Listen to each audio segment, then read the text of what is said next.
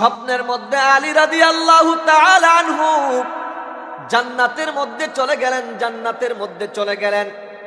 জান্নাতের এমন একটা জায়গায় নিয়ে যাওয়া হলো, যেই জায়গার চতুর্পাশ দিয়ে আল্লাহ তাআলার জান্নাতের হুর গিলমানগুলো হযরতে আলী রাদিয়াল্লাহু তাআলা আনহুকে ইস্তেকবাল করতেছে, স্বাগতম মারহাবা শুভেচ্ছা দিতেছে। আর জান্নাতের মেশক আম্বরের ঘ্রাণ, কস্তুরীর ঘ্রাণ, বিভিন্ন ঘ্রাণে সুশোভিত হয়েছে। ওই জায়গাটার চতুর্পাশ দিয়ে এত সুন্দর চাকচিক্যময় করতেছে, যেই জায়গার চতুর্দিক থেকে দেখা যায় অনেক সুসজ্জিত জায়গা। আলী কোনোদিন তার চক্ষু দিয়ে এমন জায়গা প্রদর্শন করে নাই, আর দুনিয়ার মধ্যে কোনোদিন শুনে নাই এমন একটা জায়গা আছে। আল্লাহ তাআলাই তো বলেছেন হাদিসে কুদসির পরিভাষায়, আ'আদ্দাতু লিইবাদিয়াস সালিহিনা মা লা আইনুর রাআত ওয়ালা উযুনুন সামিআত ওয়ালা খাতারা আলা কলবি বাশার।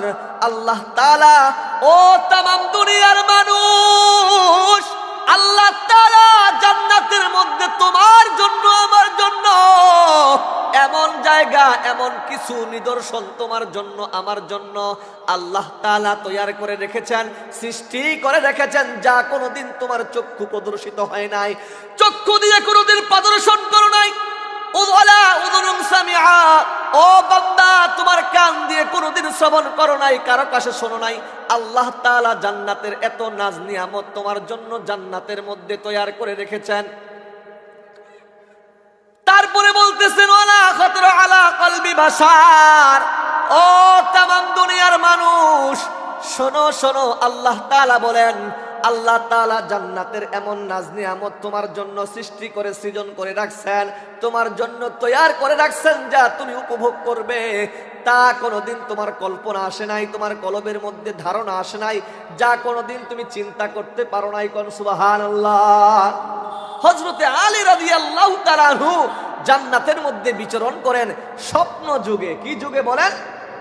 স্বপ্ন যুগে জান্নাতে গেলেন এমন একটা জায়গা, জায়গাটা অত্যন্ত ভিআইপি জায়গা, যেই জায়গার চতুর্পাশ দিয়ে আল্লাহ তাআলার নাজ নিয়ামত বিরাজমান, এবং চতুর্পাশে এবং সিরিয়াল ধরে জান্নাতের হুর গিলমানগুলো তাকে ইস্তেকবাল করতেছে, এবং দেখা যায় বিশেষ বিশেষ একটা কুরসি চেয়ারের ব্যবস্থা করা আছে। সুবহানাল্লাহ। যেই চেয়ারটা স্বর্ণ মণি মুক্তা হীরার তৈরি, জহরতের তৈরি, ওই চেয়ারের জন্য ওই চেয়ারে বসার মতো কোনো মানুষ নাই। আল্লাহর রাসূলের সাহাবী আলী রাদিয়াল্লাহু তাআলা আনহু বলতেছে, ও সাহাবীরা, এই চেয়ারটা কার জন্য? আলীকে লক্ষ্য করে যখন ফেরেশতারা বলতেছে, আলী রে, এই জায়গাটা তাদের জন্য আল্লাহ তাআলা দান করবেন যারা দুনিয়ার মধ্যে মানুষকে সর্বপ্রথম সালাম ব্যবহার করবে। কি ব্যবহার করবে? সালাম ব্যবহার করবে। এই চেয়ারটা তাদের জন্য আপ্যায়ন করা হবে, তাদেরকে দেওয়া হবে, উপঢৌকন দেওয়া হবে। এই চেয়ারের যোগ্য ওই সমস্ত ব্যক্তি যারা দুনিয়ার মধ্যে মানুষকে আগে সালাম প্রদান করবে। কোন সুবহানাল্লাহ। সঙ্গে সঙ্গে হযরতে আলী রাদিয়াল্লাহু তাআলা আনহু ঘুমের ঘরে ছিলেন, ঘুম ভেঙে গেল। ঘুম ভেঙে যাওয়ার পরে আলী রাদিয়াল্লাহু তাআলা আনহু সঙ্গে সঙ্গে রাসূলের দরবারের দিকে যায়, রাসূলের কাছে যাচ্ছে। পথিমধ্যে আল্লাহর রাসূলের আরেকজন সাহাবী, জলিলুল কদর সাহাবী, এবং আল্লাহর রাসূলের সবচেয়ে প্রিয় বন্ধু, আল্লাহ তাআলা দুনিয়ার সঙ্গী হিসেবে যাকে প্রেরণ করেছেন, যার বাল্যকালের বন্ধু, আল্লাহর হাবিবের বাল্যকালের বন্ধু আবু বকরের সাথে দেখা। কার দেখা? আলী রাদিয়াল্লাহু তাআলা আনহুর দেখা। আর আলী রাদিয়াল্লাহু তাআলা আনহু এমন ছিলেন, তিনি আগে সালাম ব্যবহার করতেন, আগে সালাম দিতেন। কিন্তু আজকে দেখা গেল, আজকে আবু বকর প্রতিদিন প্রতিযোগিতা করত, আলী প্রতিযোগিতা করত কে কার আগে সালাম দিবে। কিন্তু আজকে আলী রাদিয়াল্লাহু তাআলা আনহু আবু বকর রাদিয়াল্লাহু তাআলা আনহুকে সালাম দেওয়ার জন্য সুযোগ করে দিলেন। তিনি আগে সালাম দেন নাই, তিনি আগে সালাম দেয় নাই। সঙ্গে সঙ্গে আবু বকর প্রশ্ন করে বসলেন, ভাই আলী, প্রতিদিন তো তুমি আমাকে আগে সালাম দিয়ে দাও, আমি তোমাকে আগে সালাম দেওয়ার সুযোগ হয় না, আজকে কেন তুমি আমাকে সালাম দেওয়ার ব্যবস্থা করে দিলে। ডাক দিয়া বলতেছে, আলী বলতেছে, আবু বকর ভাই, আজকে আমি স্বপ্নে দেখেছিলাম, স্বপ্নের মধ্যে জান্নাতের এমন এক জায়গায় গিয়েছিলাম, জান্নাতের সবচাইতে ভিআইপি একটা জায়গা ছিল। ওই জায়গাটা হুর গিলমান গুলো খেলাধুলা করতেছিল। জান্নাতের মেশক আম্বর কস্তুরী ঘ্রাণ, অত্যন্ত সুন্দর সুসজ্জিত এবং সুঘ্রাণ একটা প্রবাহিত এলাকায় গিয়েছিলাম। ওই জায়গার মধ্যে দেখলাম আল্লাহ তাআলা এমন একটা কুরসি বানাইছে, চেয়ার বানাইছে।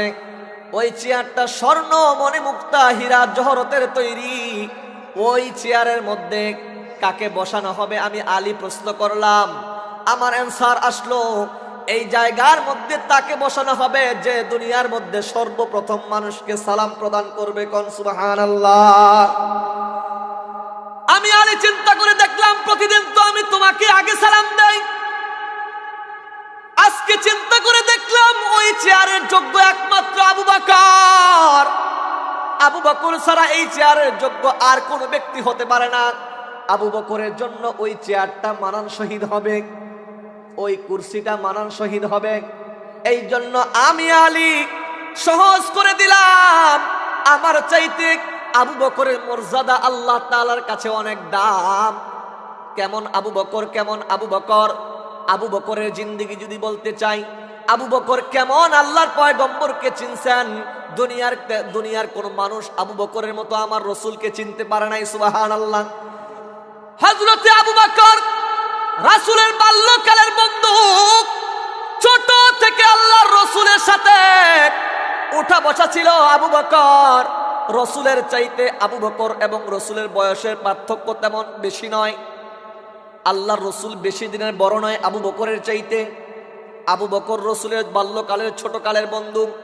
আল্লাহর রাসূলকে সবচেয়ে বেশি বুঝেছেন, কাছে থেকে দেখছেন, রাসূলকে বুঝলেন, চিনলেন, মানলেন। যেই ব্যক্তিটা তিনি হলেন আবু বকর।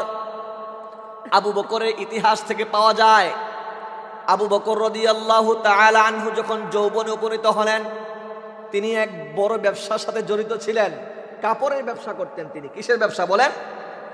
তিনি ব্যবসার উদ্দেশ্যে সিরিয়া গমন করলেন। ব্যবসায় আবু বকর সিদ্দিক রাদিয়াল্লাহু তাআলা আনহু একদিন সিরিয়ার মধ্যে ব্যবসার উদ্দেশ্যে গেলেন। সেখানে ঘুমের ঘরে স্বপ্নে দেখতেছেন আসমানের তারকারাজি, আসমানের চাঁদ তার কোলের মধ্যে আসছে। কন্যা সুবহানাল্লাহ। স্বপ্নের মধ্যে দেখতেছে যে আমার কোলের মধ্যে আসমানের তারকারাজি এবং আসমানের চন্দ্র সূর্য আমার কোলের মধ্যে এসে গেছে। কন্যা সুবহানাল্লাহ। আর সঙ্গে সঙ্গে আবু বকর তার চাদর দিয়ে ওই আসমানের তারকারাজিকে সুন্দরভাবে, চাঁদটাকে তিনি কি করলেন? জড়িয়ে ধরলেন এবং বুকের মধ্যে রাখলেন। কন্যা সুবহানাল্লাহ। এই দৃশ্য দেখার পরে আবু বকর এই স্বপ্নের তাবির জানার জন্য তদানীন্তন সময়ে তিনি ডিপ্রেশন হয়ে গেলেন, চিন্তিত হয়ে গেলেন। কার কাছে এই স্বপ্নের তাবির জানা যায়, ব্যাখ্যা জানা যায়? তদানীন্তন সময় সিরিয়ার মধ্যে একজন পাদ্রী ছিলেন, খ্রিস্টান পাদ্রী। তিনি ভালো স্বপ্নের তাবির করতে পারতেন, ব্যাখ্যা দিতে পারতেন। তার কাছে আবু বকর চলে গেলেন। আবু বকর গিয়ে বলতেছে, খ্রিস্টান পাদ্রীকে বলতেছে, আমি যেই স্বপ্ন দেখেছি আমার স্বপ্নের ব্যাখ্যা জানতে চাই, তাবির জানতে চাই। ডাক দিয়ে বলতেছেন, আজকে যখন আমি ঘুমের ঘরে চলে গেলাম, ঘুমের মধ্যে দেখলাম আসমানের চন্দ্র সূর্য, আসমানের তারকারাজি আমার কোলের মধ্যে চলে আসছে। আর আমি ওই চন্দ্র, ওই সূর্যকে আমি আমার চাদর দ্বারা আবৃত করেছি। সুবহানাল্লাহ। এই স্বপ্নের তাবির জানতে চাই, ব্যাখ্যা জানতে চাই। আবু বকরের কথা মোতাবেক ওই খ্রিস্টান পাদ্রী ডাক দিয়ে বলতেছে, তাবির জানতে হলে প্রথমত বলো তোমার নাম কি। তার নাম জানা হলো। সঙ্গে সঙ্গে আবু বকর ডাক দিয়ে বলতেছে, আমার নাম হলো আবু বকর। সুবহানাল্লাহ। তোমার নাম কি? বলে আমার নাম আবু বকর। আমার নাম আবু বকর। তারপরে বলতেছে যে তোমার দেশ কোথায়? বলে আমার দেশ হলো মক্কায়। সুবহানাল্লাহ। বলে তোমার বংশের নাম কি? তোমার কোন বংশের? বলতেছে আমি হলাম কুরাইশ বংশের। সুবহানাল্লাহ। আমি কোন বংশের? কুরাইশ বংশের। তখন ওই খ্রিস্টান পাদ্রী তিনি তাবির করতেছে যে আমি তাওরাতের মধ্যে পড়েছি, ইনজিলের মধ্যে পড়েছিলাম যে মক্কার মধ্যে এমন একজন নবীর আবির্ভূত হবে, যেই নবীর নাম হবে আহমদ মুহাম্মদ সাল্লাল্লাহু আলাইহি ওয়াসাল্লাম। যেই নবী সত্য নিয়ে প্রেজেন্ট হবে, দুনিয়ার সমস্ত নাস্তিকতাকে, দুনিয়ার সমস্ত জাহিলিয়াতকে কবর দিবে, দুনিয়ার সমস্ত অন্যায় অবিচার জুলুম বাহাজারি সমস্ত জেনা ব্যভিচারকে দুনিয়ার মধ্যে খতম করে আল্লাহর দ্বীনকে দুনিয়ার মধ্যে প্রতিষ্ঠিত করবে। কোন সুবহানাল্লাহ। তিনি বলতেছেন তিনি হলেন মুহাম্মদ রাসূলুল্লাহ সাল্লাল্লাহু আলাইহি ওয়াসাল্লাম।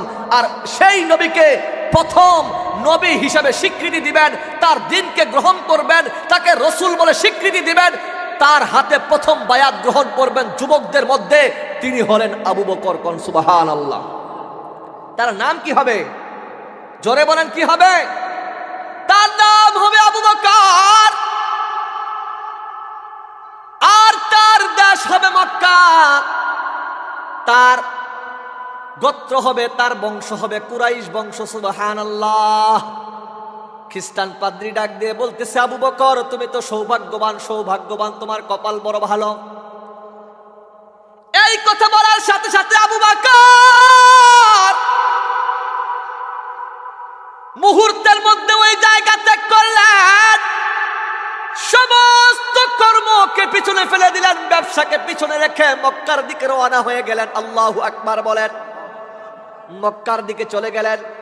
মক্কার মধ্যে গিয়ে দেখতেছেন মক্কার তদানীন্তন সময় ছিল মক্কার মুশরিকরা, মক্কার মোড়ল যারা ছিলেন, যারা মূর্তি পূজক যারা ছিলেন, বাপদাদার দিন বাপদাদার ধর্মকে যারা প্রতিষ্ঠিত করেছিলেন, আবু জাহাল, আবু লাহাব, উতবা, শাইবা, ওয়ালিদ ইবনে মুগীরা, কুফফারে মক্কা যত মুশরিকরা ছিলেন তারা গোল মিটিং হলেন। তারা এক বৈঠকের মধ্যে কানাঘোষা করতে শুরু করলেন।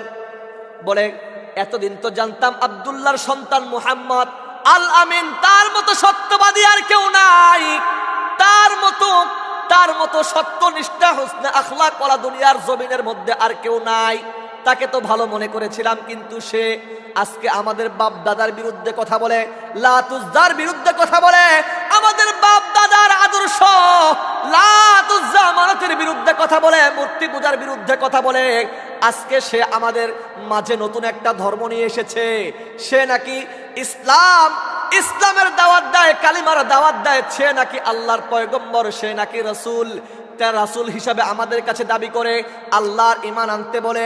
এই কথা বলার সাথে সাথে সমস্ত বেঈমানরা, মুশরিকরা, কাফেররা, আবু জাহাল, উতবা, শাইবা, ওয়ালিদ ইবনে মুগীরা, কুফফার মক্কা সমস্ত লিডার যারা ছিল, তারা একত্রিত হয়ে আল্লাহর রাসূলকে প্রতিহত কিভাবে করা যায়, আল্লাহর রাসূলের দ্বীনকে কিভাবে দুনিয়া থেকে বিলুপ্ত করা যায়, এই পরামর্শ করতেছিলেন। সে সময় আবু বকর দৌড়ে আসলেন, এসে দেখতেছেন সমস্ত বেঈমানরা একত্রিত হয়ে আছে।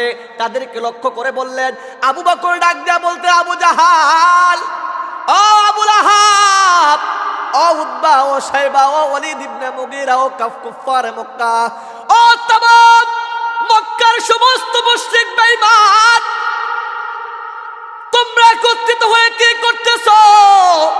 বলতেছে আবু বকর তোমার বাল্যকালের বন্ধু, তুমি যার সাথে খেলো, যার সাথে চলো, যার সাথে উঠো, যার সাথে বসো, সে নাকি আজকে সে আমাদের বাপদাদার ধর্মের বিরুদ্ধে কথা বলে। সে মুহাম্মদ নাকি আখিরি পয়গম্বর, সেই মুহাম্মদ নাকি দুনিয়ার মধ্যে নবী হিসেবে এসেছে, তিনি এক নতুন ধর্ম নিয়ে দুনিয়ার মধ্যে আবির্ভূত হয়েছে, আমাদেরকে তার ধর্মের দিকে আকৃষ্ট করতেছে, আমাদেরকে ধর্মের দিকে দাওয়াত দিচ্ছে। সঙ্গে সঙ্গে আবু বকর ডাক দিয়ে বললেন, ও আবু জাহাল, ও আবু লাহাব, ও উতবা, ও মুগীরা, ও সমস্ত বেঈমানদেরকে, মুশরিকদেরকে ডাক দিয়ে বলতেছে, আমার বন্ধু কোথায়? যিনি রাসূল হিসেবে স্বীকৃতি দিলেন সে বন্ধু কোথায়? বলতেছে তার জায়গায়, তার বাসায় সে আছে। সুবহানাল্লাহ বলেন। আবু বকর সিদ্দিক রাদিয়াল্লাহু তাআলা আনহু বলতেছে, মুহাম্মদ তো তার বাসায়, তার বাসায়। এখন আবু বকর ডাক দিয়ে বলতেছে, ও আবু জাহাল, আমাকে সাইড দাও, আমাকে রাস্তা বের করে দাও, আমি সেই মুহাম্মদের সাথে দেখা করতে চাই। সুবহানাল্লাহ, আরো জোরে বলেন সুবহানাল্লাহ। আমি সেই মুহাম্মদকে কিছু প্রশ্ন করতে চাই। সে নবী কি নবী না, এই ব্যাপারে আমি জানতে চাই। সঙ্গে সঙ্গে আল্লাহর রসুলের দরবারে চলে গেলেন। আল্লাহর রসুলের কাছে গিয়ে আল্লাহর হাবিবকে দেখা মাত্রই আল্লাহর হাবিবের কাছে গেলেন, আর আল্লাহর রসুলের দিকে তাকাইয়া বিনয়ের সাথে প্রশ্ন করে বলে, ও বাল্যকালের বন্ধু আমার, ও মুহাম্মদ, আমি মক্কার জমিনে শুনলাম, সিরিয়া থেকে মক্কা এসেছি, মক্কায় আসার পরে শুনলাম তুমি নাকি যেই ধর্মের দাওয়াত দাও, নিজেকে নবী দাবি করো, আমি তোমার নবুয়তের স্বীকার করব, কিন্তু আমি তোমার কাছ থেকে এমন একটা মুজিজা দেখতে চাই যে মুজিজা কোনোদিন আমি দেখি নাই। সুবহানাল্লাহ বলেন। আল্লাহর হাবিবকে ডাক দিয়ে বলতেছে, মুহাম্মদ, আগো পয়গম্বর, আপনি আমাকে এমন একটা মুজিজা দেখান, আপনি আমাকে এমন একটা মুজিজা দেখান, অস্বাভাবিক কাজ দেখান, আশ্চর্যকর বিষয় দেখান, যেটা কোনোদিন আমি আবু বকর দেখি নাই। আল্লাহ রাসূল সাল্লাল্লাহু আলাইহি ওয়াসাল্লাম আবু বকরের দিকে মুস্কি একটা হেসে দিলেন। আবু বকরের দিকে মুস্কি হেসে বললেন, আবু বকর, গত রাতে তুমি স্বপ্নের মধ্যে কি দেখেছো? তুমি তো দেখেছিলে আসমানের চন্দ্র আর সূর্য, আসমানের ওই নজমগুলো, তারকারাজিগুলি তোমার কোলের মধ্যে চলে আসছে। সুবহানাল্লাহ, তোমার কোলের মধ্যে চলে আসছে, আর ওই তারকারাজিগুলিকে, ওই চন্দ্র সূর্যকে তুমি তোমার গায়ের চাদর দিয়ে আবৃত করেছো। সুবহানাল্লাহ, সেটাকে তুমি আবৃত করেছিলে। ও আবু বকর, তোমার স্বপ্নের কথা তোমাকে স্মরণ করে দেই, আর তুমি এই স্বপ্নের তাবির জানার জন্য যে পাদ্রীর নিকট গিয়েছিলে, ওই পাদ্রী কি ব্যাখ্যা দিয়েছে? সুবহানাল্লাহ বলেন। সঙ্গে সঙ্গে আবু বকর ডাক দিলেন, আগো পয়গম্বর, আমি যখন পাদ্রীর নিকট যাই, পাদ্রী আমাকে এই স্বপ্নের তাবির ব্যাখ্যা করে শোনাইলেন। যেই আসমানের চাঁদ দেখেছি, চন্দ্র দেখেছি, সেইটা আসমানের চন্দ্র নয়, এই চন্দ্র আমার কোলে আসা মানে মক্কার জমিনের মধ্যে এমন একজন যুবকের আবির্ভূত হবে, যে হবেন আল্লাহর পয়গম্বর। আল্লাহু আকবার বলেন। যিনি সমস্ত দুনিয়ার নাস্তিকবাদকে, দুনিয়ার সমস্ত শিরক বেদাতকে কবর দিবে, যিনি সমস্ত জাহিলিয়াত অন্ধকারকে দুনিয়া থেকে বিলুপ্ত করবে, সত্যকে প্রতিষ্ঠিত করবে, মিথ্যাকে দূরে ফেলে দিবে। আল্লাহু আকবার বলেন। এই স্বপ্নের তাবির জানলাম। তিনি বলতেছে, ওই সূর্যকে, ওই চন্দ্রকে তুমি তোমার চাদর দিয়ে আবৃত করেছো, এর ব্যাখ্যায় কি বলা হয়েছে? বলে, ব্যাখ্যায় বলা হয়েছে যে ওই ব্যক্তিকে, ওই নবীকে যে সর্বপ্রথম কি করবে, মেনে নিবে, নবী হিসেবে স্বীকৃতি দিবে, সে হলো আবু বকর। সুবহানাল্লাহ। ওগো আল্লাহর পয়গম্বর, আপনার হাতটা দেন। সঙ্গে সঙ্গে রাসূলের হাতে হাত রেখে কালিমা পড়ে আবু বকর রাদিয়াল্লাহু তাআলা আনহু ইসলামের শান্তির ধর্মের মধ্যে পদার্পণ করলেন। কোন সুবহানাল্লাহ। এই জন্য হাদিস থেকে দেখা যায়, ইসলামের ইতিহাস থেকে পাওয়া যায়, যুবকদের মধ্যে সর্বপ্রথম যিনি ইসলাম ধর্ম গ্রহণ করেছেন তিনি হলেন আবু বকর রাদিয়াল্লাহু তাআলা আনহু। তিনি কে বলেন? জোরে কথা বলেন। আবু বকর রাদিয়াল্লাহু তাআলা আনহু। আর শিশুদের মধ্যে, ছোটদের মধ্যে যিনি সর্বপ্রথম ইসলাম গ্রহণ করেছেন তিনি হলেন হযরত আলী রাদিয়াল্লাহু তাআলা আনহু। তিনি কে? আর মহিলাদের মধ্যে, নারী সাহাবীদের মধ্যে সর্বপ্রথম যিনি ইসলাম গ্রহণ করেছেন তিনি হলেন আম্মাজান খাদিজাতুল কুবরা রাদিয়াল্লাহু তাআলা আনহা। কোন সুবহানাল্লাহ। আর কৃতদাসদের মধ্যে, গরিব অসহায়দের মধ্যে কৃতদাস, তদানীন্তন সময় কৃতদাস ছিল, কি বলেন ঠিক না? এই কৃতদাসদের মধ্যে যিনি সর্বপ্রথম আল্লাহর রাসূলের হাতে হাত রেখে কালিমা পড়েছিলেন, মুসলমান হয়েছে, তিনি হলেন যায়েদ ইবনে হারেসা রাদিয়াল্লাহু তাআলা আনহু। কে বলেন? যায়েদ রাদিয়াল্লাহু তাআলা আনহু।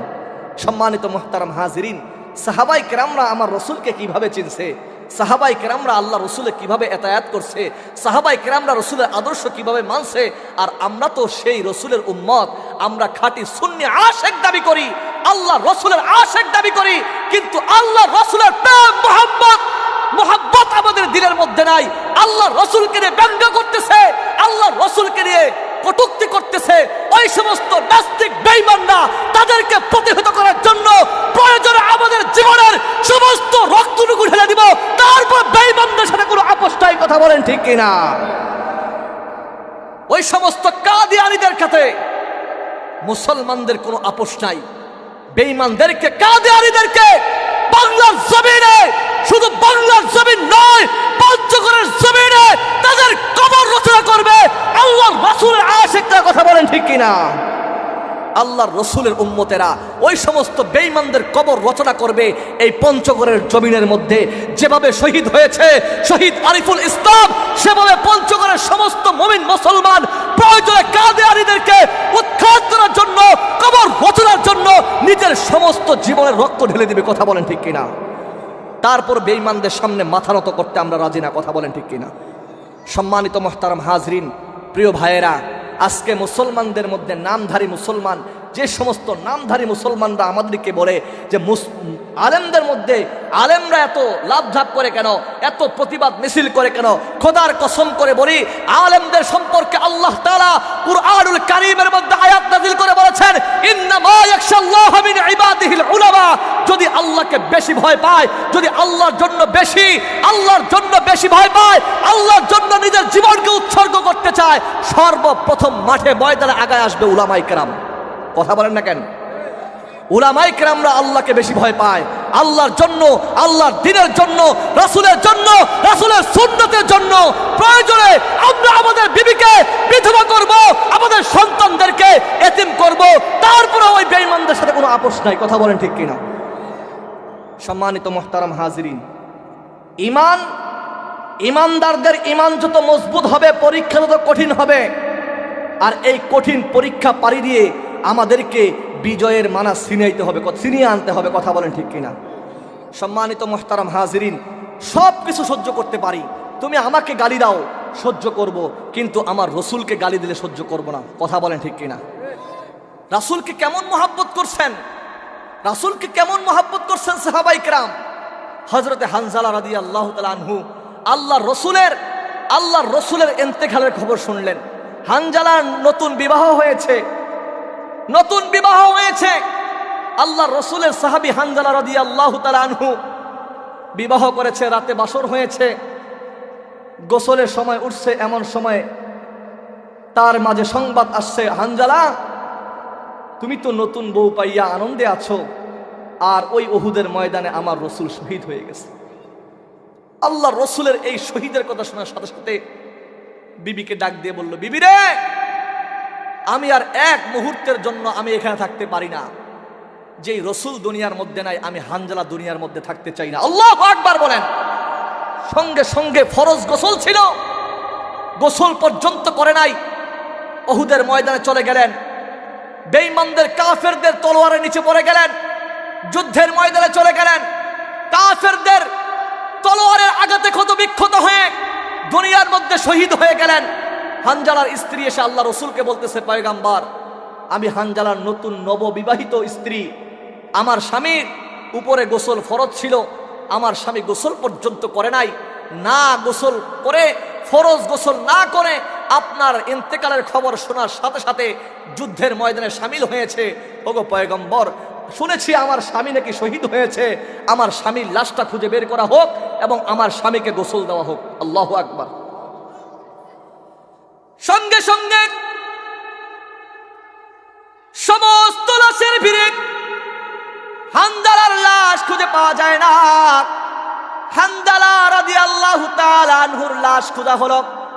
এক পর্যায়ে দেখা গেল হানজালার লাশটা পাওয়া গেছে, কিন্তু আল্লাহ রসুলের কাছে তার নববিবাহিত স্ত্রী বলতেছে, ওগো পয়গম্বর, আমার স্বামী গোসল ফরজ ছিল কিন্তু গোসল করে নাই, গোসল না করে, ফরজ গোসল না করিয়া যুদ্ধের ময়দানে অ্যাটেন্ড হয়েছে, অংশগ্রহণ করেছে, শামিল হয়েছে। ওগো পয়গম্বর, আমার স্বামীকে গোসল দেওয়া হোক। আর আমরা জানি যারা শহীদ হয়, শহীদদের কোনো গোসল হয় না, শহীদদের কোনো গোসল হয় না। কিন্তু হানজালা রাদিয়াল্লাহু তাআলা আনহুর ফরজ গোসল দেওয়ার জন্য যখন তার লাশটাকে বের করা হলো, দেখতেছে হানজালার মাথা থেকে, চুল থেকে টপ টপ করে, টপ টপ করে, টপ টপ করে পানি পড়তেছে। কন্যা সুবহানাল্লাহ। জান্নাতের পানি পড়তেছে। আল্লাহর পয়গম্বর বলতেছে, আমার হানজালাকে দুনিয়ার কোনো পানি দিয়ে গোসল করা হয় নাই, আল্লাহ তাআলা জান্নাতের হাউজে কাউসারের পানি দিয়ে আমার হানজালাকে গোসল প্রদান করেছে। কোন সুবহানাল্লাহ। ও তামাম দুনিয়ার মুসলমান, ও জম্বিটার মুসলমান, খাতেমে রাসূল যারা আছে, বেঈমান নাস্তিক যারা আছে, রাসূলের দুশমন যারা আছে, তাদের জন্য যদি আমরা আমাদের জীবনকে উৎসর্গ করি, আমরা যদি আমাদের জীবনকে যদি উৎসর্গ করতে পারি, মনে রাখবেন এই মৃত্যুটা হবে আমার জন্য, আপনার জন্য শহীদি মৃত্যু।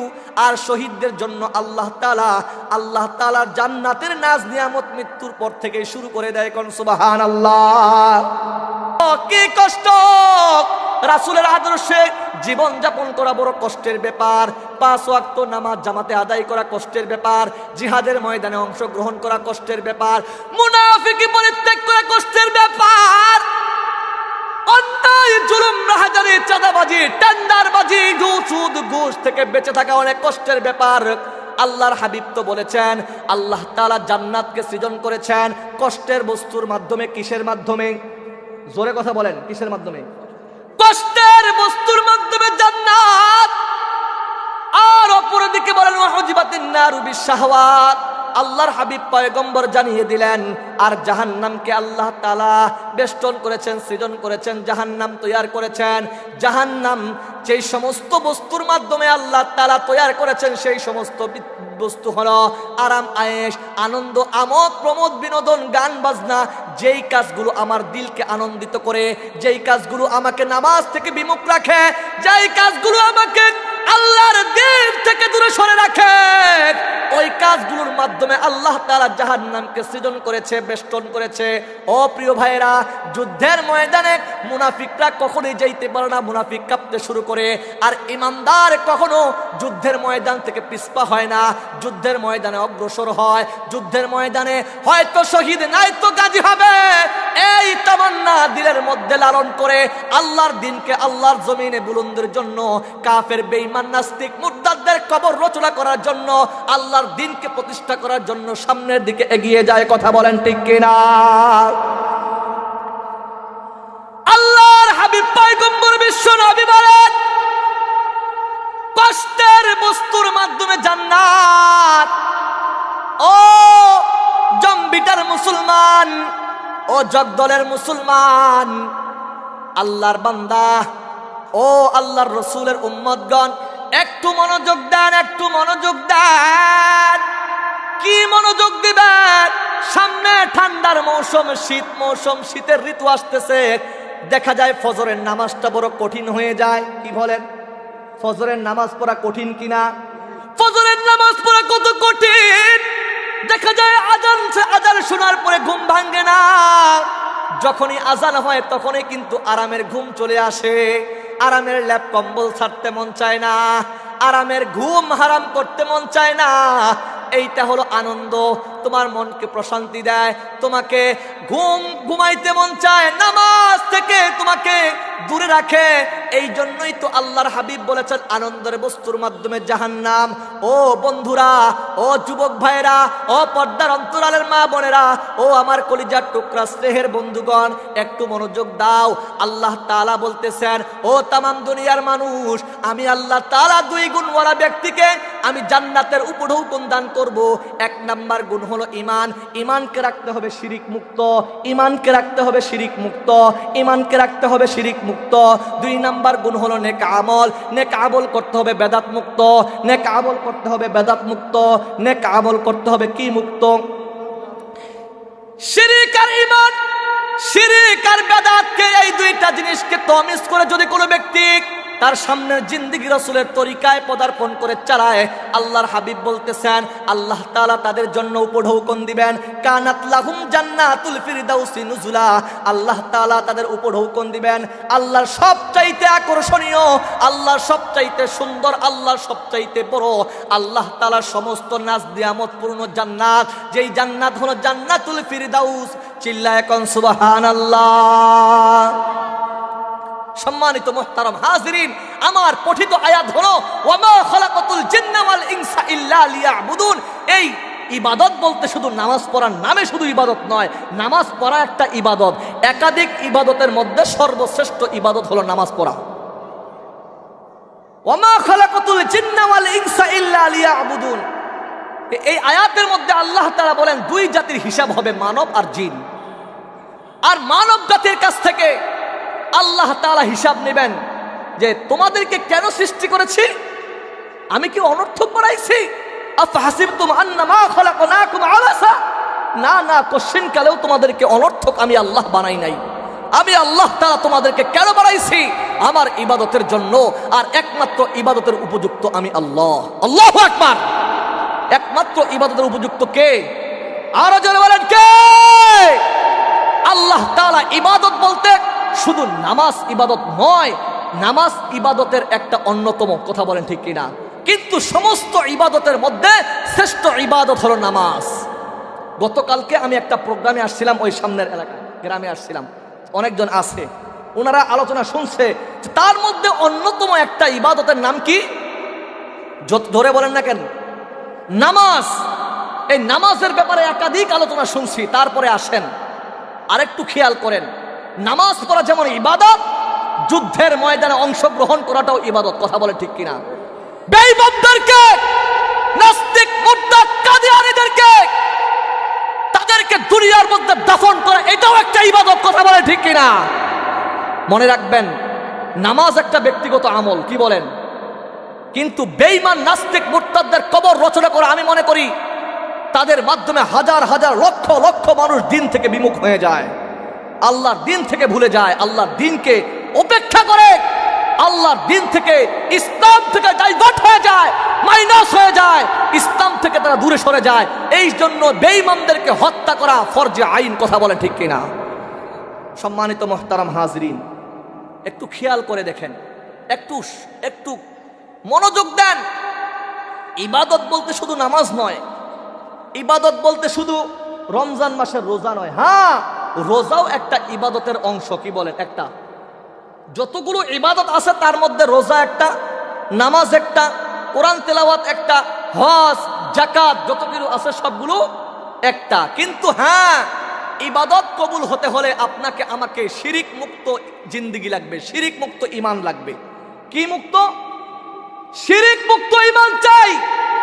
আজকে আপনার আমার ঈমান চলে যায়, কিন্তু আমরা বুঝতে পারি না, কল্পনা করতে পারি নাই। নাওয়াকিদুল ঈমান, ঈমান ভঙ্গের কারণগুলো জানি না। ঈমান ভঙ্গের অন্যতম কারণ হলো 10টা। কয়টা? ঈমান ভঙ্গের অন্যতম কারণ 10টা। তার মধ্যে অন্যতম একটা হলো আল্লাহর সাথে শিরিক করা। বলেন আল্লাহর সাথে কি করা? জোরে বলেন কি করা? আজকে প্রতিনিয়ত আমরা আল্লাহর সাথে পাল্লা দেই, আল্লাহর সাথে শিরিকের সম্বন্ধ আমরা নিমজ্জিত হচ্ছি। আমরা আল্লাহর শিরিকের সাথে, আল্লাহর সাথে অংশীদারিত্ব বেশি থেকে বেশি পরিমাণ করতেছি। সম্মানিত মুহতারাম হাজিরিন, এই শিরিক থেকে আমাদেরকে বাঁচতে হবে, এই শিরিক থেকে আমাদের ঈমানকে হেফাজত করতে হবে। আমাদেরকে এই শিরিক থেকে কি করতে হবে বলেন? ঈমানকে হেফাজত করতে হবে, বাঁচতে হবে, কথা বলেন ঠিক কিনা? সম্মানিত মুহতারাম হাজিরিন, হয়তোবা আমি আর দীর্ঘায়িত আলোচনা করতে পারবো না, কিন্তু প্রথমত একটা কথাই বলতে চাই, আমাদের 2টা গুণের মাধ্যমে জান্নাত। কয়টা গুণ? জোরে বলেন কয়টা গুণ? 1 নাম্বার গুণের নাম কি? ঈমান। জোরে বলে না কি? 2 নাম্বার গুণের নাম কি? নেক আমল। বলেন কি আমল? তাহলে ঈমান 1 নাম্বার গুণ। ঈমান পরিশুদ্ধ হয়, শিরিক থেকে যত বাঁচবো ঈমান তত তরতাজা হবে, কথা বলেন ঠিক কিনা? যখন শিরিক থেকে আমরা দূরে থাকবো, আমাদের ঈমান স্ট্রং থাকবে, আমাদের ঈমান সবল হবে, আমাদের ঈমানের বদৌলতে আল্লাহ তাআলা নেক আমলগুলো করা সহজ করে দিবে। কোন সুবহানাল্লাহ। যার দিলের মধ্যে আল্লাহর তাকওয়া যত বেশি থাকবে। সম্মানিত মুহতারাম হাজিরিন, ঈমান রাখতে হবে শিরিক মুক্ত। 2 নাম্বার আসেন, যেহেতু বিস্তারিত আলোচনা করার সময় নেই। 2 নাম্বার কি বলেন? নেক আমল। কি আমল? জোরে বলেন কি আমল? নেক আমল। এই আমলটাকে কিভাবে করব? আল্লাহ রাসূল সাল্লাল্লাহু আলাইহি ওয়াসাল্লাম বলেছেন, তারাকতু ফিকুম আমরাইন লান তাদিল্লু মা তামাসসাকতুম বিহিমা কিতাবাল্লাহি ওয়া সুন্নাত রাসূলি। আল্লাহর হাবিব পয়গম্বর বিশ্ব নবী জনাব মুহাম্মদুর রাসূলুল্লাহ সাল্লাল্লাহু আলাইহি ওয়াসাল্লাম জানিয়ে দেয়, ও দুনিয়ার মুসলমান, একটু খেয়াল করো, তোমাদের মাঝে আল্লাহর হাবিব 2টা জিনিসকে রেখে গেলেন। আল্লাহর পয়গম্বর বিশ্বনবী জনাবে মুহাম্মদুর রাসূলুল্লাহ সাল্লাল্লাহু আলাইহি ওয়াসাল্লাম বলেন, বিদায় হজের ভাষণে সোয়া লক্ষ সাহাবীদেরকে লক্ষ্য করে বলতেছে, ও আমার সাহাবীরা, আমি তোমাদের মাঝে দুইটা জিনিস শিখে গেলাম। একটা হলো কি আল্লাহর কিতাব, আল কুরআন কিতাবুল্লাহ, আল্লাহর কালাম। আর দ্বিতীয়টা হলো সুন্নাত রাসূলিক, আল্লাহর রাসূলের সুন্নতের জিন্দেগি। এই দুইটা জিনিসকে যখন সমন্বয় করে তোমার সামনের জিন্দেগি পরিচালনা করবে, এবং উলামায়ে কেরাম আরো দুইটা জিনিস বলেছেন, ইজমা এবং কিয়াসের সমন্বয়ে। এক নাম্বার কুরআন, দুই নাম্বার হলো রাসূলের সুন্নতের আদর্শের জিন্দেগি, তিন নাম্বার ইজমা এবং চার নাম্বার কিয়াসের মাধ্যমে তার আমলকে সুন্দরভাবে দেখে বুঝে শুনে উলামায়ে কেরামের মতাদর্শ মেনে এবং তাদের দিক নির্দেশনা মেনে যদি কোনো ব্যক্তি আমল করে নেয়, আল্লাহ তাআলা বলতেছেন ওই আমলটা আল্লাহর দরবারে কবুল হয়ে যায়। ওই আমলের বিনিময়ে আল্লাহ তাআলা ওই যে কুরআনুল কারীমের মধ্যে বলেছেন নেক আমল, ওই নেক আমলে তার আমলটা পরিণত হয়ে যায়। কোন সুবহানাল্লাহ। সম্মানিত মুহতারাম হাজরিন, প্রিয় মুসল্লিয়ানে কেরাম, ও আল্লাহর বান্দারা, একটু মনোযোগ দেন। আল্লাহ তাআলা আমাদেরকে মাপকাঠি দিয়েছেন, মাপকাঠি যে কিভাবে করলে তোমার আমলটা শুদ্ধ হয়ে যাবে। কিছু কিছু সুবিধাবাদী মুনাফিকদের কাছ থেকে প্রশ্ন আসে, হুজুর আপনি কি জানেন আমার নামাজ কবুল হয় কি হয় না, আমার ইবাদত কবুল হয় কি হয় না, আমার দান কবুল হয় কি হয় না। কিন্তু আমরা বলতে চাই, দান কবুল হয় কি হয় না এর সিম্পটম আছে কি নাই? আপনার নামাজ কবুল হয় কি হয় না এর বিষয়ে কোরআন হাদিসের মধ্যে কথা আছে কিনা বলেন? দেখানো পথ নাই, পদ্ধতি কাইফিয়াত নাই। কিন্তু আপনি বলতেছেন, আপনি কি জানেন আমার নামাজটা কবুল হয় কি হয় না? কোরআন তেলাওয়াত করতে পারে না। যদি বলি আপনার তেলাওয়াত শুদ্ধ না হইলে নামাজ হবে না, বলে হুজুর আপনি কি বেশি জানেন আমার চাইতে? আগে তো কত মানুষ কোরআন তেলাওয়াত শুদ্ধ ছিল না, বলে কি বলে না? সম্মানিত মুহতারাম হাজরিন, কথা দীর্ঘায়িত নয়, প্রিয় বড় ভাই চলে আসছেন। কিন্তু আপনাদের কাছে আমার শেষ অনুরোধ হলো যে এই দুনিয়া বিমুখ হওয়া যাবে না, দুনিয়া থেকে বিমুখ হতে হবে। দুনিয়ার মোহ থেকে আমাদেরকে কি হতে হবে? পরহেজ করতে হবে। তাহলে আল্লাহ তাআলা আমাদেরকে দয়া মায়া আল্লাহর রহমতের চাদরে আবৃত করবেন। কোন সুবহানাল্লাহ। মানুষের কাছে হাত পাতা যাবে না। সব কিছু দেননেওয়ালা করনেওয়ালা কে? আল্লাহ। আল্লাহর কাছে চাইতে হবে। মানুষ যেটা দেয় সেটা একদিন শেষ হয়ে যায়। আমার রবের কাছ থেকে যেটা আসে সেটার কোনো শেষ নাই। আল্লাহ যেন, আল্লাহর কোনো শেষ নাই, আল্লাহর দেওয়ারও কোনো কি নাই। আল্লাহু আকবার। এই জন্য মানুষের কাছে চাওয়া যাবে না। চাবো কার কাছে বলেন?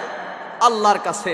আর আপনাদের কাছে আমার একটাই অনুরোধ, বর্তমান আমাদের ঈমান হরণ করার জন্য বিভিন্ন ফেরকা, বিভিন্ন বাতিল ফেরকায় বাতেলা আমাদের মধ্যে আবির্ভূত হচ্ছে। বিভিন্ন কৌশল, বিভিন্ন নাম দিয়ে, বিভিন্ন পদ্ধতিভাবে, বিভিন্নভাবে আমাদের কাছে আসতেছে। এনজিওর মাধ্যমে আসতেছে, ব্রাকের মাধ্যমে আসতেছে, আশা সমিতির মাধ্যমে আসতেছে, কাদিয়ানির মাধ্যমে আসতেছে। ওই যে কয়েক বড় ভাই বললো ওয়াইসি নাকি একটা গ্রুপ আসছে, এভাবে আসতেছে। বিভিন্ন তরিকার মাধ্যমে আসতেছে। আমরা তরিকার বিরুদ্ধে না, কিন্তু যেই তরিকা ঢুকলে নামাজ কালাম লাগে না, ওই তরিকা আমরা মানি না। লাথি মারি, কথা বলা ঠিক কিনা? যেই তরিকার লোকেরা, প্রবর্তকেরা আল্লাহর রাসূলের সুন্নাতকে জবাই করে, আমরা মনে করি ওইটা তরিকা না, ওইটা মরার পথ। কথা বলেন ঠিক কিনা? জাহান্নামের রাস্তা আপনাকে জাহান্নামের দিকে ধাবিত করতেছে। কাদিয়ানি ফিরকা বর্তমান পঞ্চগড়ের সবচেয়ে বড় মহামারী। পঞ্চগড়ের জন্য সবচেয়ে ঈমান বিদ্বেষী দল হলো কাদিয়ানি দল। তাদেরকে প্রতিহত করতে হবে। প্রয়োজনে আমাদের বিবিদেরকে বিধবা করব, সন্তানদেরকে এতিম করব, নিজের শরীরের সমস্ত রক্তটুকু বিলীন করে দিব। তারপর কাদিয়ানীদের সাথে কোনো আপোষ নাই, আপোষ থাকতে পারে না। কথা বলেন ঠিক কিনা? প্রয়োজনে আরিফ ভাইয়ের মতো আমরা শহীদ হয়ে পঞ্চগড়ের জমিনকে সারা পৃথিবীর জমিনের মধ্যে দৃষ্টান্ত স্বরূপ নমুনা স্থাপন করব যে মুসলমান কখনো বাতিলের সামনে মাথা নত করে না, বরঞ্চ কল্লা দিব, কিন্তু আল্লাহকে ছাড়বো না। কথা বলেন ঠিক কিনা? আল্লাহ তাআলা আমাদের সবাইকে কবুল করুক। জোরে বলেন আমিন। আমরা দুনিয়ার পাগল না, দুনিয়ার পাগল বেঈমানরা। কথা বলেন ঠিক কিনা? আমরা দুনিয়ার পাগল না, দুনিয়ার পাগল তো ওই সমস্ত মুরতাদ্দা। আমরা দুনিয়ার পাগল না, দুনিয়ার পাগল তো ওই সমস্ত মুশরিক বেঈমান নাস্তিকের বাচ্চারা। আমরা দুনিয়ার মাধ্যমে আল্লাহ তাআলা সন্তুষ্ট অর্জন করতে চাই। আল্লাহ তাআলা হায়াতের জিন্দেগি সেভাবে চালাইতে চাই, আল্লাহর আইন, আল্লাহর হুকুম, আল্লাহর মতবাদ আল্লাহর জমিনে প্রতিষ্ঠা করতে চাই। হয় প্রয়োজনে আমরা দুনিয়ার মধ্যে আল্লাহর দ্বীনের জন্য শহীদ হব। কথা বলেন ঠিক কিনা? তারপরে কখনো আমরা বাতিলের রক্তচক্ষু দেখে, বাতিলের হুঙ্কার দেখে মুসলমান স্তব্ধ হতে পারে না। বরঞ্চ এটাই তো দেখায়, শাহজালাল ইয়ামানির তাকবীরের ধ্বনি শুনে গৌর গোবিন্দ বাংলার জমিন থেকে পালাইতে বাধ্য হয়েছে। কথা বলেন না কেন? মুসলমানদের তাকবীরের ধ্বনি শুনে বেঈমানদের কলিজা কি হয়ে যায়? কাঁপতে শুরু করে, ছোট হয়ে যায়, সংকুচিত হয়ে যায়। আর মুসলমানরা আল্লাহু আকবার তাকবীরের ধ্বনি দিলে মুসলমানদের দিলের ঈমানটা প্রশস্ত হয়ে যায়, আল্লাহর দিকে মুখাপেক্ষী হয়ে যায়। এই জন্যই তো বলেছেন ওয়া রাব্বাকা ফাকাব্বির, তোমার রবের তাকবীর হবে সবচাইতে বড় হবে। কথা বলেন ঠিক কিনা? আল্লাহ তাআলা আজকের প্রোগ্রামকে কবুল করুক, বলেন আমিন।